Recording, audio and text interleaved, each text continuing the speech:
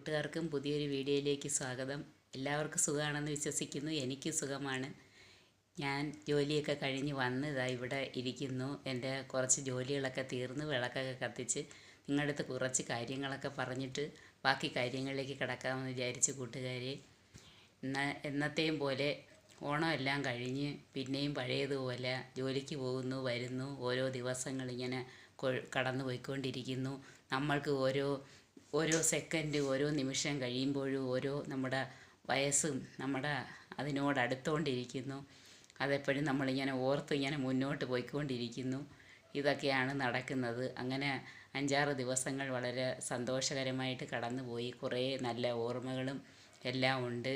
പോയ കാര്യങ്ങളും കാഴ്ചകളും എല്ലാം നമ്മൾ പുറം സ്ഥലങ്ങളിൽ എവിടെയെങ്കിലുമൊക്കെ പോവുകയാണെങ്കിൽ നമുക്ക് അവിടെ അങ്ങ് അത്ര പരിചയമൊന്നും കാണത്തില്ല. കടകളൊക്കെ എവിടെയാണ്, എന്ത് ചെയ്യണം ഒന്നും നമുക്കത്ര പിടുത്തം കാണത്തില്ല. നമ്മളതെല്ലാം തിരക്കി കണ്ടുപിടിക്കുകയാണ് ചെയ്യുന്നത്. നമുക്ക് അവിടെ ചെല്ലുമ്പോൾ പല പ്രശ്നങ്ങളുമുണ്ട്. നമ്മുടെ ലാംഗ്വേജ് ഒന്നും നമുക്ക് അത്ര പിടി കാണത്തില്ല അവിടുത്തത്. അപ്പോൾ അവിടെ നമുക്ക് കമ്മ്യൂണിക്കേഷനൊന്നും ചെയ്യാൻ പറ്റത്തില്ല.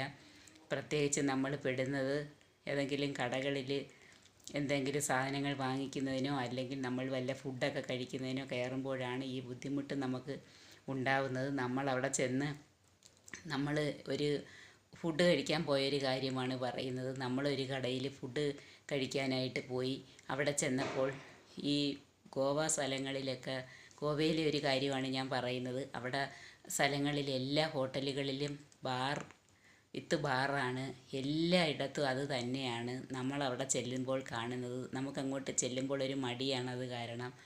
അവിടെ എല്ലാ ഹോട്ടലുകളിലും ബിയറും വൈനും അങ്ങനെയൊക്കെയുള്ള സംഭവങ്ങളാണ് ഉള്ളത്. അപ്പോൾ നമുക്കൊരു മടിയാണ്. എന്നാലും ഒന്ന് മടിച്ചിട്ട് നമ്മൾ അങ്ങ് ഏതെങ്കിലും ഒരു കടയിൽ കയറിയല്ലേ പറ്റത്തുള്ളൂ, ഫുഡ് കഴിക്കണ്ടേ. അപ്പോൾ നമ്മളവിടെ ചെന്നിരിക്കുമ്പോഴാണ് രസം. നമ്മളവിടെ ഇരുന്ന് വാച്ച് ചെയ്യുമ്പോൾ വേറെ ഏതെങ്കിലും രാജ്യത്തുള്ള ഒരു പയ്യനോ അല്ലെങ്കിൽ ആരെങ്കിലും ഇരുന്ന് ഫുഡ് കഴിക്കും. അവരവിടെ ഇരുന്ന് തന്നെ കഴിച്ചുകൊണ്ടിരിക്കും. അപ്പോൾ ഇവിടെ നമുക്കൊരു ബുക്ക് കൊണ്ടുതരും. ആ ബുക്കിനകത്ത് പലതരത്തിലുള്ള ഐറ്റങ്ങൾ കാണും. അന്നേരം ഒരു പയ്യനായിരിക്കും ഇത് കൊണ്ടുതരുന്നത്. ആ കൊണ്ടുതരുന്ന പയ്യനാണെങ്കിൽ ഹിന്ദി അറിയാമെന്ന് വെച്ചാൽ അറിയത്തില്ല, ഇംഗ്ലീഷ് അറിയാമോ എന്ന് വെച്ചാൽ അറിയത്തില്ല. അവർ പറയുന്ന ഭാഷ ഏതൊന്നും നമുക്കും പിടികിട്ടത്തില്ല നമ്മൾ പറയുന്നത്. പിന്നെ എങ്ങനെയെങ്കിലും ഒരു വിധത്തിൽ നമ്മൾ പറഞ്ഞൊപ്പിച്ച് ഈ ഓർഡർ ചെയ്ത് ഈ സാധനങ്ങൾ കൊണ്ടുവരുമ്പോഴാണ് നമുക്ക് ഉണ്ടായ അനുഭവമാണ് ഈ പറയുന്നത്. നമ്മൾ എന്തെങ്കിലുമൊക്കെ ഫുഡുകളൊക്കെ ഓർഡർ ചെയ്ത് അത് മുന്നിൽ വരുമ്പോൾ നമ്മൾ ഞെട്ടും. കാരണം നമ്മൾ ഫുഡ് ഓർഡർ ചെയ്ത് അവിടെ ഒക്കെ നമ്മുടെ ഈ നാട്ടിലെ കണക്കുള്ള റൈസൊന്നുമല്ല. പിന്നെ നമ്മുടെ ഫിഷ് കറി, അവിടെ ഗോവൻ കറി എന്നൊക്കെ പറഞ്ഞ് കൊണ്ടുതരുന്നത്. പിന്നെ വേറെ നൂഡിൽസ്, ഇങ്ങനെയൊക്കെ ഓരോന്ന് നമ്മൾ അവരവരുടെ ഇഷ്ടത്തിന് എന്തെങ്കിലുമൊക്കെ ഓർഡർ ചെയ്യുമ്പോഴാണ് നമ്മൾ ഇപ്പം എക്സാമ്പിളായിട്ട് ഒരു ഫിഷ് കറി പറഞ്ഞെന്ന് വെച്ചോ.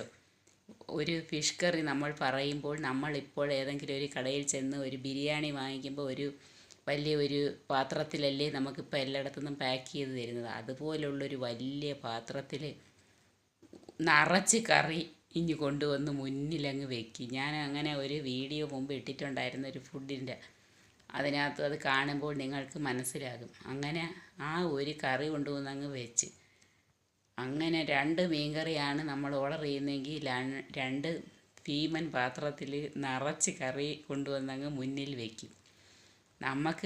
നമ്മൾ അതിനകത്ത് ആ മെനു ലിസ്റ്റിനകത്ത് വിലയൊന്നും കാണത്തില്ല. അത് കാരണം നമ്മൾ അതിനെപ്പറ്റി അന്വേഷിക്കത്തുമില്ല. അങ്ങനെ നമ്മളൊരു ഫിഷ് കറി ഓർഡർ ചെയ്ത് അത് വരുമ്പോൾ നമ്മൾ അതിനകത്ത് നോക്കുമ്പോൾ കാണാം വലിയ മീൻ. ഇപ്പം വലിയ നെമ്മീനൊക്കെ ഇല്ലേ, അവിടെ അതിന് വേറെ പേരാണ് പറയുന്നത്. അതെങ്ങനെ നമ്മൾ എക്സാമ്പിളായിട്ട് നമ്മൾ ഒരെണ്ണം ഓർഡർ ചെയ്യുകയാണെങ്കിൽ അതിനകത്തൊരു 4-5 പീസ് മീൻ കാണും. പിന്നെ അത് ഒരു കറി ഓർഡർ ചെയ്താൽ നമുക്ക് എല്ലാവർക്കും കഴിക്കാം. അപ്പോഴാണ് 2 മീൻ കറി ഓർഡർ ചെയ്യുമ്പോൾ 2 കൂട്ടവും മീൻ കറി നമ്മുടെ മുന്നിലങ്ങ് വരും. നമുക്കിത് അറിയത്തില്ല, ഇതിൻ്റെയൊക്കെ റേറ്റും കാര്യങ്ങളും ഇതൊന്നും അറിയത്തില്ല. നമ്മളവിടെ ഇരുന്ന് സന്തോഷം ഇതെല്ലാം കഴിക്കും. അങ്ങനെ അവസാനം നമ്മൾ ബില്ല് വരുമ്പോഴാണ് നമ്മൾ ഞെട്ടുന്നത്, ഇതിനൊക്കെ എത്രയൊക്കെ റേറ്റായി എന്താ എന്നൊക്കെ. അതുകൊണ്ട് പുറത്തെവിടെയെങ്കിലും പോയി ഫുഡ് കഴിക്കുമ്പോൾ എല്ലാവരും ഒന്ന് ഓർക്കണം, ആദ്യമേ നമ്മൾ ഓരോന്നിൻ്റെ റേറ്റൊക്കെ ചോദിച്ചത് എങ്ങനെയാണെന്ന് മനസ്സിലാക്കിയിട്ട് വേണം കടകളിലൊക്കെ കയറേണ്ടുന്നത്. ഇതൊരു എക്സ്പീരിയൻസ് ആണ്, അതുകൊണ്ടാണ് ഞാൻ നിങ്ങളുടെ അടുത്ത് പറഞ്ഞത് കൂട്ടുകാരെ.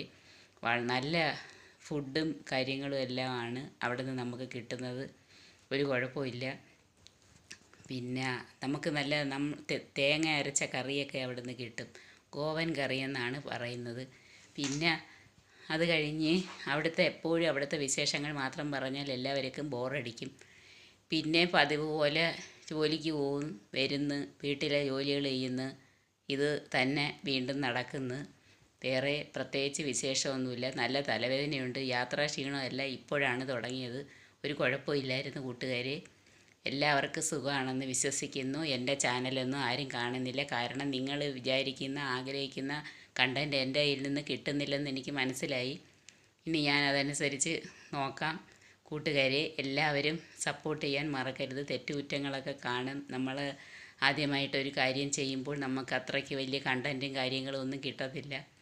എല്ലാവരും അങ്ങനെയാണ്, പിന്നീടാണ് എല്ലാം മനസ്സിലാക്കി ചെയ്തു വരുന്നത്. കൂട്ടുകാരെ, എല്ലാവരും എൻ്റെ ചാനൽ കാണുകയും സപ്പോർട്ട് ചെയ്യുകയും ചെയ്യണം. എല്ലാവരും ലൈക്ക് അടിക്കാനും മറക്കരുത്. എല്ലാവർക്കും ഗുഡ് ഈവനിങ്.